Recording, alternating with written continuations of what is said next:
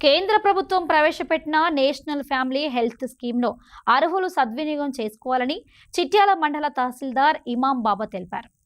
ఇంటి పెద్ద మరణించి ఆర్థికంగా ఇబ్బందులు పడుతున్న కుటుంబ సభ్యులు నేషనల్ ఫ్యామిలీ హెల్త్ స్కీమ్ను సద్వినియోగం చేసుకోవాలని చిట్యాల తహసీల్దార్ కోరారు. ఈ స్కీమ్ ద్వారా అర్హులైన లబ్ధిదారులకు 20,000 రూపాయల ఆర్థిక సహాయం అందుతుందన్నారు. కుటుంబ పెద్ద ఎవరైతే ఉంటారో వారి మీద కుటుంబం ఆధారపడి ఉంటుందో ప్రతి వారం మరణిస్తే ఆ కుటుంబానికి కేంద్ర ప్రభుత్వం 20,000 రూపాయల ఆర్థిక సహాయాన్ని అందిస్తుంది. సో ఇలా మన చిట్యాల మండలంలో ఎవరైనా ఉంటే దయచేసి వాళ్ళందరికీ తెలియజేయండి.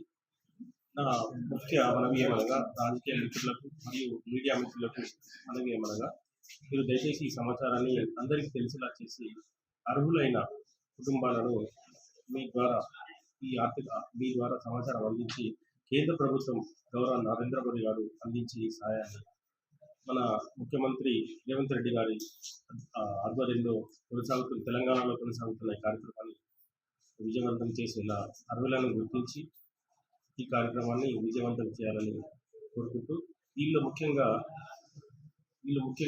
ఆ కుటుంబం తీసుకురావాల్సిన జాబితాలు ఏమిటి, ధృవీకరణ పత్రాలు, ఆ వ్యక్తి 18 నుంచి 59 సంవత్సరాలు ఉన్న ధృవీకరణ అంటే ఏజ్ ప్రూఫ్, మరియు బీపీఎల్ కేటగిరీ అని తెలిపే విధంగా రేషన్ కార్డ్ మరియు ఆధార్ కార్డ్, తర్వాత మరణ ధృవీకరణ పత్రం, ఈ డాక్యుమెంట్లు మన తహసీల్దార్ కార్యాలయంలో సబ్మిట్ చేసి ఒక అప్లికేషన్ ఇవ్వండి.